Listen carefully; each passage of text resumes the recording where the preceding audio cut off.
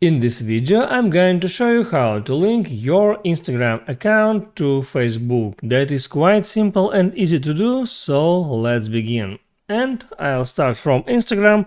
Once you are there, tap on your profile icon to get to your profile, and after that tap on that icon and select Settings. After that tap on Accounts Center, set up Account Center, continue. And now I got two my Instagram accounts, and one of them is connected with the Facebook account. As you see, you can tap there to check it.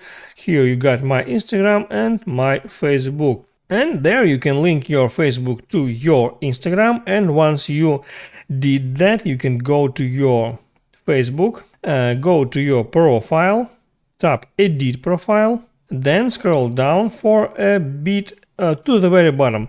And here you can add links, tap Add, select the type of attached link, such as public, friends or only me, and then tap on Add social link, select platform Instagram, and write down here username of the account that you connected with this account of Facebook. So that's my username. I tap done, and now that link was connected to my Facebook account. To save the changes, I tap on save, and now I can go back to my profile and check that Instagram link is appeared right there in my profile bio. So I hope this video helped you out, and before you go, don't forget to like and subscribe.